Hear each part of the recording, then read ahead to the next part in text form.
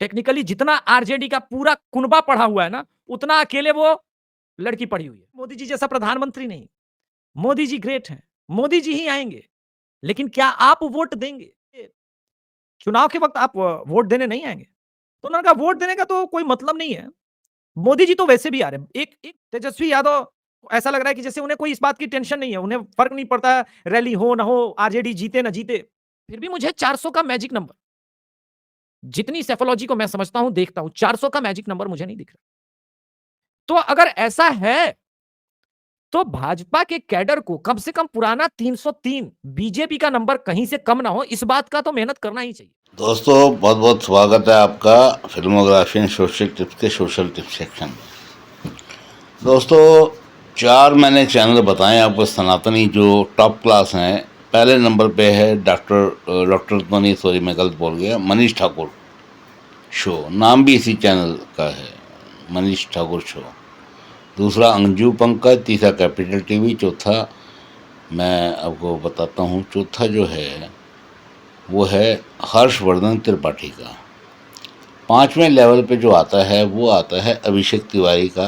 बहुत बढ़िया एंकर है, मगर इनमें घमंड बहुत ज़्यादा है, घमंड है। और ये फेसबुक पेज के अपना जिक्र करते हैं कि मेरे 45 लाख फॉलोअर्स थे। मैं इस बात को बिल्कुल नहीं मानता। ये झूठे हैं एक नंबर के, और ये बकवास करते हैं फालतू फंड की। अब ये 400 जो मैजिक नंबर बताया है मोदी जी ने, 400 पार, अब की बार 400 पार, उसके लिए ये कहने की मुश्किल है। मैं इनकी बात से सहमत नहीं हूँ, मगर इनके मैं एक खासियत मानता हूँ दोस्तों, कि इनके आंकड़े जो हैं ग्राउंड रिपोर्ट के होते हैं और बहुत जेन्युइन होते हैं। अभिषेक तिवारी है, फेंकते लंबी लंबी हैं। मेरा फेसबुक पेज था, मेरे 45 लाख फॉलोअर थे, और मेरा फलाना था, मेरा ढमका था। झूठ बोलते हैं ये। 45 लाख फॉलोअर तो मोदी जी के नहीं है फेसबुक पेज पे। ये हरामी एक नंबर का, लेकिन इसकी रिपोर्टिंग में कमी नहीं है। अगर इसने कुछ बोला है कि 303 भी हासिल करना मुश्किल है, तो इसकी ग्राउंड रिपोर्ट अच्छी होती है। डॉक्टर अविनाश भी अच्छी बोलता है, लेकिन वो भिखारी है, और जयपुर डायलॉग वाला भिखारी है, अल्टरनेट मीडिया वाला भिखारी, इसलिए इसको 5वें नंबर पर डालूंगा मैं। क्योंकि ये भिखारी नहीं है, ये सब्सक्राइब करने के लिए बोलता है, ये चंट है। ये हमेशा कहता है पिछले 5 दिनों से आप पता नहीं कहाँ हैं, ये बकवास करता है खामा खांगे। लेकिन ये जो हाँकता है ना, लंबी लंबी फेंकता है मोदी जी की तरह, वो फेंकना मुझे इसका बुरा लगता है। झूठ बोलता है ये, और जबकि इसका झूठ बहुत अच्छा पकड़ा जाता है, लेकिन ये हरामजादा झूठ बहुत बोलता है। हरामजादा इसलिए कह रहा हूँ, लेकिन कुछ भी है, लेकिन इसकी रिपोर्टिंग जेन्युइन है। आदमी जेन्युइन है, मगर उसको फेंकने की आदत है, लंबी लंबी फेंकना इसकी आदत है। ये फेसबुक पेज पे कहता है, मैंने फेसबुक पेज बनाया था 2016 में, उसमें 45 लाख फॉलोअर थे। ये बड़ा हरामजादा, बड़ा झूठा है, मगर इसकी रिपोर्टिंग सही होती है। अगर इसने कहा है कि ग्राउंड रिपोर्टिंग कह रही है कि बीजेपी 303 के मैजिक को टच नहीं कर पा रही है, 310 315 ही आ पाएगी, 400 के मैजिक पावर को टच नहीं कर पा रही, तो ये बात बंदा सही कह रहा है। मेरे को इसकी रिपोर्टिंग में भरोसा है। बाकी दोस्तों वीडियो देख लेते हैं इसकी। दोस्तों 12 मिनट और 26 सेकंड की वीडियो देख लेते हैं अभिषेक तिवारी की, उसके बाद मैं डिस्कस करता हूँ। नमस्कार, जय श्री राम। बात करेंगे आज रामलीला मैदान में रैली हुई, तो भीड़ भी ठीक ठाक थी, लेकिन इतनी भीड़ नहीं थी जितनी बताई जा रही है। मैं आपको एक फोटोग्राफ दिखाता हूं, इससे आपको अंदाजा लगेगा कि भीड़ क्या थी। और ये तो भीड़ नरेंद्र मोदी जी के किसी भी रैली में आ जाती है। इंपॉर्टेंट भीड़ नहीं है, इंपॉर्टेंट ये है कि क्या जो लोग बात कर रहे हैं लोकतंत्र बचाने की, क्योंकि ये लड़ाई इन्होंने शुरू की लोकतंत्र बचाने के नाम पर। तो मैं आपके सामने पहले फोटोग्राफ रख देता हूं ताकि आपको भी इजी रहे, समझ में आए। निसंदेह रैली को मैं अनसक्सेसफुल तो नहीं कहूंगा, अनसक्सेसफुल नहीं था। रैली में भीड़ थी, लोग थे, लेकिन ये आप देखेंगे कि मुश्किल से 20,000 लोगों की भीड़ है। इससे अधिक का ये भीड़ नहीं है। वो पीछे का हुजूम अगर आप कुल मिला दे तो 20,000 बहुत अच्छा खासा होता है भीड़। लेकिन मोदी की रैलियों में जैसे पटना के गांधी मैदान में 3.5 लाख 4 लाख लोग, वो भीड़ नहीं थी निसंदेह। या फिर जो चिराग पासवान ने हाजीपुर में रैली की थी, वैसी भी भीड़ नहीं थी। किंतु प्रश्न ये है कि क्या नरेंद्र मोदी और उनका कैडर एकदम से अति उत्साह में, देखिए मैं चूंकि मैं ग्राउंड रिपोर्टिंग मैंने शुरू कर दी, एक चीज है, ठीक है विपक्ष नहीं है, लेकिन पक्ष भी नहीं है। पक्ष भी ग्राउंड पर नहीं है। जो रैलियों में या चुनाव के समय संघ के कार्यकर्ता, एबीवीपी, बजरंग दल जो चुनाव प्रचार प्रसार कर रहे होते, वो नहीं दिख रहे। कम से कम बिहार में और पूर्वांचल में, ये दो जगह तो नहीं दिख रहा। मध्य प्रदेश में भी खबरें कुछ इसी प्रकार की। अभी तक बंगाल में भी आपने आसनसोल से कौन लड़ेगा ये निर्णय नहीं लिया है। ठीक है, पहले लिया था पवन सिंह का, उसके बाद टिकट उन्होंने लौटा दिया, तो उसके बाद आप निर्णय लेने में बहुत समय लग रहा है। जबकि बंगाल में तो लड़ाई है, कांटे की लड़ाई है, दोनों का मत प्रतिशत लगभग बराबर रहेगा। इसलिए सब कोई 28 सीट 30 सीट दे रहा, मैं दे रहा हूं 20 से 25 के बीच का कहीं आंकड़ा। महाराष्ट्र में निसंदेह उद्धव ठाकरे के पास कैडर नहीं है, निसंदेह एनसीपी के पास कैडर नहीं है। लेकिन एक बात यह भी है कि अजीत पवार को और जो शिंदे साहब उनको भी चुनाव लड़ाने का और लड़ने का तो फिर भी तजुर्बा है, लड़ाने का एक पार्टी के रूप में तजुर्बा नहीं है। वो भी अमित शाह, नरेंद्र मोदी और भारतीय जनता पार्टी के ही रणनीति पे डिपेंडेंट होकर लड़ रहे। उत्तर प्रदेश के हालात अलग है। उत्तर प्रदेश में योगी जी का फैक्टर, राम मंदिर फैक्टर, मोदी फैक्टर, तो उत्तर प्रदेश, गुजरात, राजस्थान में 3 सीटें थोड़ी सी फंसी हुई हैं, उसके अलावा कोई प्रॉब्लम नहीं है, और मध्य प्रदेश, ये 4 स्टेट हटा देते हैं। इसके बाद कर्नाटक में तो सीटें कम हो रही है, भले 3 ही कम हो रही है, 2-3 ही कम हो रही है, लेकिन हो तो रही है, रियलिटी चेक है। तो वो आप कहां कंपनसेट कर रहे हैं? वो आप तमिलनाडु में कंपनसेट कर रहे हैं। तमिलनाडु में 4 से 5 सीटें आ रही हैं बीजेपी की, उसमें मुझे कोई डाउट नहीं है। आप केरल में भी लेके आ रहे हैं, वहां बढ़ जाएंगी। आपका तेलंगाना में निसंदेह पिछली बार 4 सीटें थी, इस बार 6 जरूर हो जाएंगी, 5 तो उसमें कोई डाउट नहीं, तो 5 से 6 के बीच में, तो वहां भी सीटें बढ़ रही। दक्षिण भारत में बीजेपी बहुत अच्छा कर रही है। ओडिशा में कुछ सीटें बढ़ सकती है, एक तो बिहार में सीटें कम होंगी, 39 एनडीए नहीं जीतेगी।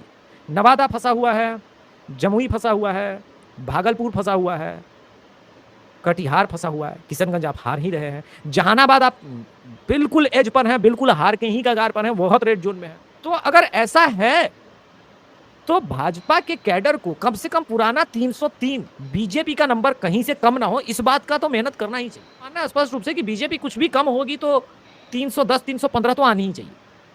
लेकिन मैजिक नंबर, जितनी सेफोलॉजी को मैं समझता हूं, देखता हूं, 400 का मैजिक नंबर मुझे नहीं दिखता। ये तो विपक्ष फंस गया, और विपक्ष की कोई तैयारी नहीं है, और तैयारी होगी कहां से? आपस में इतना अधिक क्लेश है इनका, राजनीतिक महत्वाकांक्षाएं बहुत अधिक है। इस वजह से शायद भारत में जिस परिस्थिति में अभी हम लोग हैं, एक ऐसा देश है जो विपक्ष विहीन है, एक सीरियस आइडेंटिटी क्राइसिस है अपोजिशन के लीडरशिप, वो फुलफिल नहीं हो रही है। अगर सही लीडरशिप होती तब चुनाव का मजा आता। आप देखिए कि अभी 4 लोकसभा सीटें बिहार में चुनाव में हो रहा है, गया में हो रहा है, इसके अलावा जमुई है, नवादा है, औरंगाबाद है, जहां पर अभी तक महागठबंधन की तरफ से कोई रैलियां नहीं है। मैं सरप्राइज हूं, नॉमिनेशन हो चुका सबका, फिर भी रैलियां नहीं हो रही है। ऐसा लग रहा है कि जैसे उन्हें कोई इस बात की टेंशन नहीं है, उन्हें फर्क नहीं पड़ता रैली हो ना हो, आरजेडी जीते ना जीते। अगर आरजेडी लोकसभा में अपनी सीटें नहीं बनाती, नहीं निकल पाती, तो जो सब पॉलिटिकल पंडित कह रहे हैं कि 2025 के विधानसभा चुनाव में आरजेडी बहुत जोरदार परफॉर्मेंस कर सकती है, आरजेडी का जो रहेगा वो मोराल गिर जाता है, वो मोराल डाउन हो जाता है। वहीं पर आप देखिए चिराग पासवान जैसा नेता, उन्होंने अपने सारे कैंडिडेट खड़े कर दिए, सिंबल बांट दिया, अशोक चौधरी की बेटी को दे दिया टिकट समस्तीपुर से। और क्या बैकग्राउंड है, ससुराल पक्ष से कुणाल किशोर और मातृपक्ष से अशोक चौधरी, एक ऐसा पॉलिटिकल जबरदस्त बैकग्राउंड जिसमें समर्थकों की फौज है, और स्वयं पढ़ी लिखी हैं दिल्ली विश्वविद्यालय से, और उनका डॉक्टरेट का सब्जेक्ट बहुत इंटरेस्टिंग, उन्होंने डॉक्टरेट किया है पॉलिटिक्स में जो लिंग भेद है उसके। टेक्निकली जितना आरजेडी का पूरा कुनबा पढ़ा हुआ है ना, उतना अकेले वो लड़की पढ़ी हुई, उनको टिकट दिया। युवा 25 साल 9 महीने हैं आयु, और देखिएगा समस्तीपुर का चुनाव कितना इस बार जोरदार होगा। तो वहां तो फिर भी कुछ दिख रहा है, कम से कम यह दिख रहा है कि एनडीए अच्छे कद्दावर नेता को दे रहे हैं, लेकिन अपोजिशन एकदम सदमे में। वैशाली से एक जनाब आए और जिस प्रकार का भाषा का प्रयोग किया कि हम भी भूमिहार हैं, मैं वो दूसरा लैंग्वेज यूज नहीं करता हूं, राजद के नेता हैं। तो इस प्रकार की भाषा, इस प्रकार की राजनीतिक विचारधारा से 2024 में विपक्ष को कुछ हासिल नहीं है। लेकिन जनता अब आते हैं कि ठीक है, वोट तो करना है, तो बीजेपी के प्रति माइनस क्या जा रहा है? अभी देखिए पूर्वांचल और बिहार में क्या हुआ, होली आई तो जो गुजरात से, तमिलनाडु से, कर्नाटक से जो कामगार थे वो आए ट्रेनों में भर भर के, और ट्रेनों में भर भर के लौट गए। लेकिन हमने ग्राउंड सर्वे कराया, रियलिटी चेक, इसको ध्यान दीजिएगा जो मैं कहने जा रहा हूँ, क्योंकि इसका इम्पैक्ट है। मैं तो राजनीति को हमेशा कहता हूँ, मैं बहुत अलग ढंग से देखता हूँ।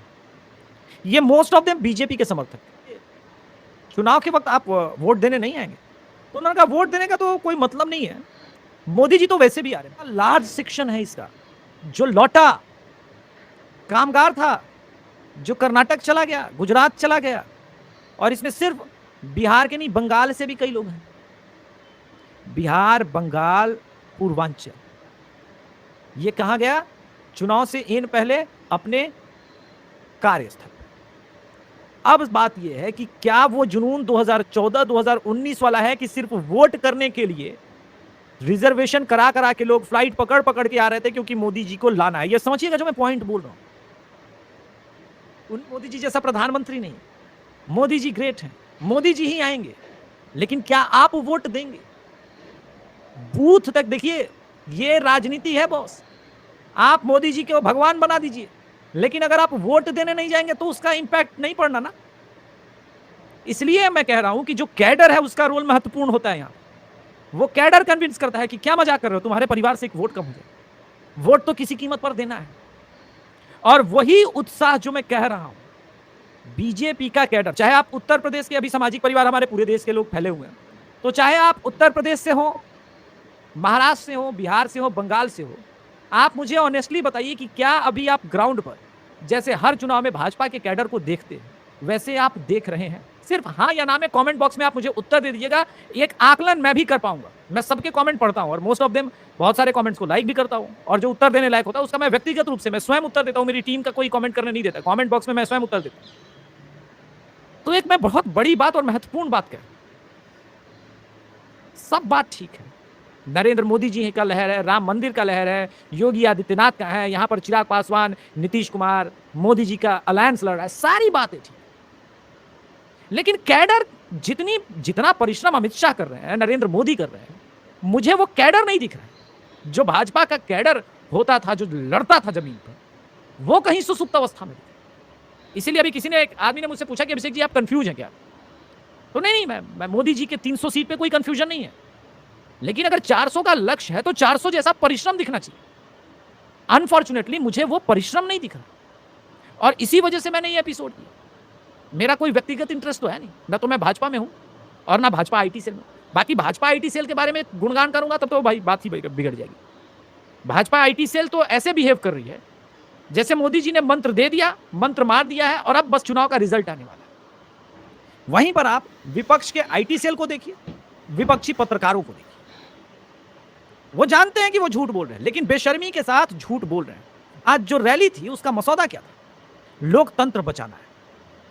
तो क्या लोकतंत्र ऐसे बचा लेंगे? इनके पास कोई विजन नहीं था। पूरे रैली में मैंने सबको सुना, आज बहुत ध्यान से, बहुत शालीनता से मैं आराम से सबको सुन रहा था कि भाई 2024 का लोकसभा चुनाव है, तो क्या होने जा रहा है। एक चीज जो बहुत क्लियर थी, बहुत स्पष्ट थी, कि इनमें से किसी के पास विजन नहीं था। सब यही कह रहे हैं कि अगली बार मोदी जी आए तो लोकतंत्र समाप्त हो जाएगा। ये वो प्रॉब्लम विपक्ष का है कि विपक्ष को ये समझ में नहीं आ रहा है कि मोदी को कैसे हराना है। तो चलिए, एक बैलेंस्ड शो मैंने किया था। रात्रिकालीन सत्र में मैं तमिलनाडु, केरल और कर्नाटक की पॉलिटिक्स पे वहीं के एक स्पेशल गेस्ट के साथ बात करूंगा। तब तक धन्यवाद, जय श्री राम, हर हर महादेव। चैनल को अवश्य सब्सक्राइब करें, वीडियो को लाइक करें। पता नहीं 5 दिन से आप लोग कहाँ हैं, क्या कर रहे हैं, समझ में नहीं आ रहा है। आप लोग के कुछ प्रश्न है, वो मैं प्रश्न लूंगा, अवश्य लूंगा। अभिषेक बर्नवाल, अभिषेक भाई बीजेपी ओवर कॉन्फिडेंट है, केजरीवाल को गिरफ्तार करके प्रफुल्ल पटेल छोड़ने का संदेश अच्छा नहीं है। शायद ये महाराष्ट्र के संदर्भ में बात कर रहे हैं, ऐसा नहीं है। Vighnesh Prabhu, you are right, expect 3-4 seats, BJP is not at all on ground, everyone is sleeping in the name of Modi ji, that's what I am saying. आप मुझे क्रिटिसाइज कर सकते हैं, कुछ भी कर सकते हैं, लेकिन ये व्यूअरशिप जो हमारा सामाजिक परिवार का सदस्य है वो तो वहां पे है। सभी लोग ये तो ग्राउंड पर ही है ना, आप किसी को नजरअंदाज कैसे कर सकते हैं इस प्रकार के कमेंट्स। एक्स कह रहे हैं, जय श्री राम अभिषेक भाई, आप डेफ टॉक भाई आदि जी के साथ फेक सनातनी हिंदू इन्फ्लुएंसर की बात कर रहे थे, जो मार्केट में आ सकता है कमिंग फ्यूचर। एलविश यादव उसी में से है क्या? नहीं, एलविश यादव जैसा नहीं, एलविश यादव के बस के बाहर की चीज। रामलीला मैदान में रैली या रामलीला मैदान में की गई, हाँ, ये तो ठीक है।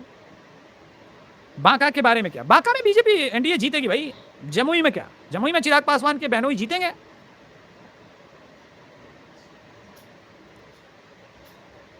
$414 मिलेगा, चिंता मत करो, बहुत अच्छी बात है, मिले तो मैं तो पार्टी करूंगा उस दिन। लेकिन संभावनाएं मैं कह रहा हूं, जिस प्रकार से कैडर सोया हुआ है वो देख के थोड़ा सा दुख होता है। अब तो चुनाव में समय नहीं बचा ना, तो परिश्रम की आवश्यकता है। चलिए इस नोट पे आज के सत्र का समापन करेंगे, रात्रिकालीन सत्र में मिलते हैं। धन्यवाद, जय श्री राम, हर हर महादेव। चैनल को अवश्य सब्सक्राइब कीजिए भाई, पता नहीं पिछले 5 दिन से कहां लोग चले गए। धन्यवाद। तो दोस्तों इसकी 12 मिनट 26 सेकंड की वीडियो देखी और बहुत जेन्युइन वीडियो थी और कुल मिलाकर ठीक ठाक ये इसने विश्लेषण किया है बिहार का, मध्य प्रदेश का, गुजरात का, उत्तर प्रदेश का, केरल का, तमिलनाडु का, हर जगह का इसने विश्लेषण किया, कर्नाटक तक का किया। और इसने ये बताया है कि तेजस्वी यादव इस वक्त ढीला है और बीजेपी भी ढीली है कई जगह, और जो वोटर हैं वो वोट डालने के लिए इसलिए नहीं आ रहे कि उनको पता है कि आएगा तो मोदी ही। दोस्तों वीडियो इतनी अच्छी बनाई है, बिना विवादास्पद बयान दिए, बिना गाली गलौज किए, बिना किसी की भर्त्सना किए। ये बड़ा चंट और बड़ा हरामज़ादा, बड़ा टाइम का यूट्यूबर है। और इसको बस एक खासियत इसकी है कि ये हरामज़ादा अपने चैनल पर भीख नहीं मांगता, जिस वजह से इसको 5वें नंबर पर डाला है मैंने। इससे अच्छा विश्लेषक है, किंतु ये थोड़ा सा इस मामले में आगे निकल जाता है कि ये भीख नहीं मांगता कि मुझे सुपर चैट करो, कि मुझे कंट्रीब्यूट करो। तो यहाँ अल्टरनेट मीडिया, जयपुर डायलॉग और डॉक्टर अविनाश जो हैं वो पीछे रह जाते हैं, वो भिखारी हैं। और हर्ष कुमार वो तो महाभिखारी है, वो तो हरामी है एक नंबर का, वो टॉप हरामी है, टॉप 10 में आएगा भी नहीं वो हरामी, बहुत तगड़ा हरामजादा है वो। करोड़ों रुपए कमा रहे हैं बहन चोद, माँ के लोड़े, मगर ये बहन चोद फिर भी इनका पेट नहीं भरता। बहन चोदों को भीख मांगने की आदत पड़ी है बहन चोदों को, मैं क्या बताऊँ। इसी के साथ दोस्तों जय हिंद जय भारत करता हूँ। Thank you very much for watching this long video. Thank you.